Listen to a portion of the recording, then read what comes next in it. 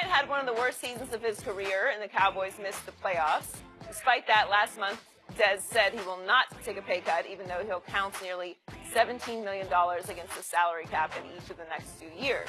Yesterday, Cowboys VP Stephen Jones had some strong criticism for Dez. Let's take a listen. It's certainly visible to anyone who watches our games, watches our sideline, is Dez is certainly a fiery guy. Right. Plays with a lot of emotion, both on and off the field. Sometimes that can be a distraction. It can be a distraction for Dez. It can be a distraction for other teammates. And we just have to, really get our hands around where, when you put all the full body of work together, where that's headed. And, of course, we pay Dez a lot of money. And yes. He knows that. He's aware of it as anybody when he talks to Jerry and myself. Right. And, he knows when you get paid that kind of money, there's high expectations in terms of the productivity, as you mentioned. And so those are all things that we have to look at as a team, as an organization, when we start to put our team together for next year. We're joined by Fox NFL analyst Greg Jennings. Welcome, Greg. Good morning. Good morning. Yeah. What you call him out here? Dry snitching. Who? Stephen Jones. Ain't nobody ask him about Dez He coming and talking did to not him, at all. talking to him and his dad about money. He volunteered that information. Dry snitching. Yeah, man. Boy, dry snitching get you That's hurt. that backhanded compliment right there. How will this play out, Greg? I mean, he just basically told us how it's going to play out. Yeah. The writing is on the wall. I don't think Dez will be in uniform unless he's willing to take a pay cut. Substantial. And a little advice for Dez: take the pay cut. Take the pay cut. I understand as an athlete, as when you've been a star and elite performer, it's hard for you to see your abilities diminishing. It's hard to come to grips with that.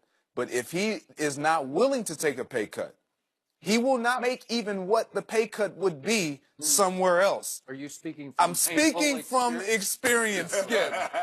Skip, I'm speaking from experience. Can you give us a detail? Absolutely. I was in Minnesota, and I was coming up on my 3rd year.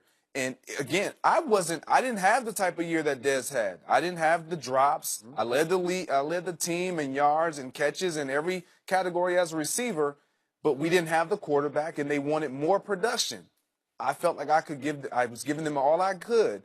But when they start using words like we're looking at the full body of work, those are telltale signs that either you're going to make this pay cut or we got to look at the full scope of what's going on around us. And so for me, I didn't take the pay cut initially. So pride? Absolutely, without question, pride. There's no doubt. Pride. Pride. And you believe that, and you're going to bet on yourself. But when you're not in charge, when you're not handing down that check, you know what? If Dez says, I want to be a Dallas Cowboy for my entire career, Dez, take the pay cut. I'm not saying this in a disrespectful way. I'm not even talking about his play. I don't even care what his play has been. If he desires to be in that uniform, he will take the pay cut. That will be. And what happened to you? What was the outcome? What happened to me was I was no longer in that Vikings uniform because they decided to go with a Mike Wallace, a younger guy, a faster guy.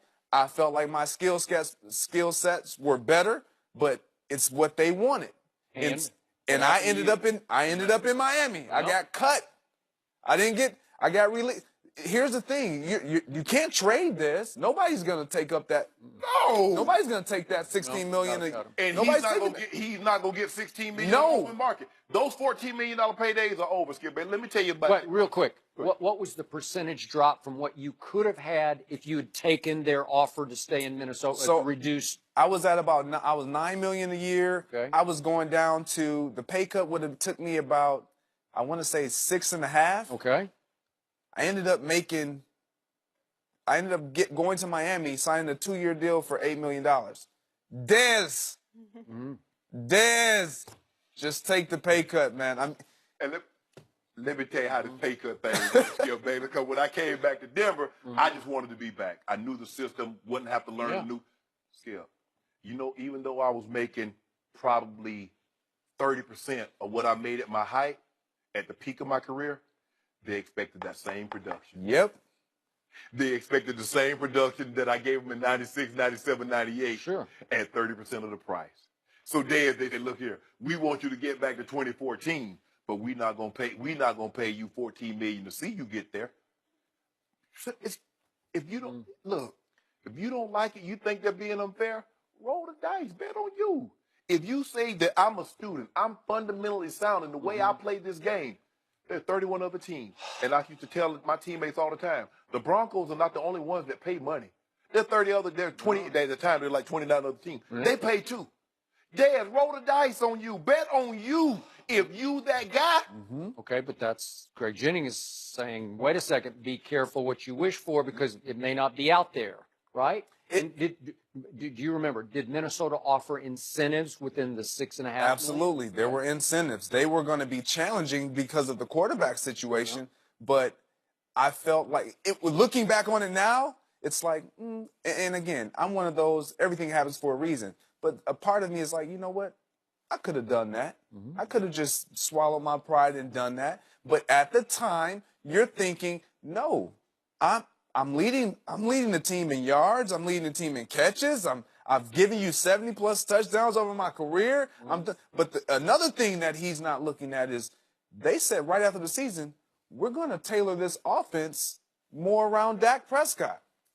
Well, when we look at the relationship on the field, and the completion percentage, and the QBR that you like to look at. 5 of Dak's interceptions came direct to throwing the ball to him. They don't have that chemistry. They don't have that rapport that you would desire to have with a young quarterback to make him better, to promote confidence in his game, to take his game to the next level. Dez, as a brother, take that pay cut. Hey, boy, when your money jump funny, hey, Joy, that money jump funny, go ahead. Hey, Dez, you know the system. You know that offense. I'm telling you, it's not, the grass isn't always green on the other side. Okay. Because you got to understand, you got to water and fertilize that grass too now. I hear that. I especially hear what Greg Jennings is saying. But I know Greg Jennings, and I have a pretty good idea of what Dez Bryant is all about. And we're talking about opposite ends of the spectrum. Not that Dez doesn't have high character, but you were not volatile on the field. You were not an emotional wreck occasionally if you didn't get balls thrown to you. Dez can just go a little crazy. And when it was channeled in 2014 and before, it was explosive. It was energy that lifted the whole team because he would go out and play angry and go up and snatch one out of the air that Tony threw back shoulder. But it wasn't volatility then, Skip. It was passion. Yeah. It became Right. volatility. No, I got when it. the production's not there. Absolutely. That is correct. My point is that if Dez heeds your advice and he swallows his enormous pride that has been bolstered by the owner, the father of the son that we just heard, who loves you like a son, then next year at some point when you're not getting balls thrown to you and you feel like you don't have any rapport with Dak Prescott, you're going to start to fester and boil, and your emotions are going to rise up into your throat, and it's going to come out, and you're going to cause more problems because you did take a pay cut, and you feel like it's not working. You're going to effectively pout because you're just so high-strung that it's a volatile situation that you don't want to fester through the year. So to me, Dez Bryant is not a great candidate to swallow his pride and take an incentive-laden new deal, a pay cut. To me, it's fish or cut bait with Dez Bryant because he's been spoiled rotten by the top guy, by the owner. So at some point, you just have to say yes or no. And I think they're leaning toward a big no, where they'll just cut Dez. And they'll say, God bless you, just go out there and find someplace. We need a fresh start. You need a fresh start. You'll go find it elsewhere. And Jerry will say, you want me to make calls for you? You want me to try to find you a place? And Skip, that's why I went back to Denver. I finished my second year of a 2-year contract. Now, and I was going to make, $5 million, which is a lot of money for a tight end back then. Yeah. I just say, we got Todd. We want you to take, what would you do? He asked me, do I want to play? I said, you still think I can play? He's like, boy, you just led all the tight ends, you and Tony tied for most receptions in the season. Yeah, you can still play, but this is what we can do. I went back to Denver and took less money because I would rather take less money and start than take more money and be a backup. I couldn't see myself sitting on the bench when I know I still was better than Todd. And So, that's the competitor in you. yeah. Money, Skip. No, I can't. I can't sit here on the bench and make this when I know I'm better. Go on, let me take the little. And sometimes that gets us in trouble as athletes. But at the end of the day, you said it, Dez, if you're willing to bet on yourself, bet on yourself. Now, if he'd have told me, say, well, I tell you what, Shannon, I'll put the job up between you and Todd. If you don't beat him out, we're gonna cut your pay. I got no problem with that. But you gonna tell me beforehand, Ozzy, appreciate that, bro. You good? I got all the kids. I mean, these 2 years you gave me, college paid for. All that paid for. So I'm good, Skip. But I'm gonna roll the dice on me, Skip, because I believe wholeheartedly in my ability. Dez, if you believe in your ability, you believe that you can run routes. Everybody, we criticize you, say you're not the technician of running. Go prove us wrong.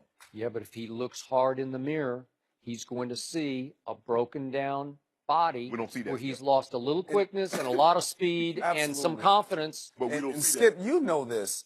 Like, there is no other team. I don't care where you can go.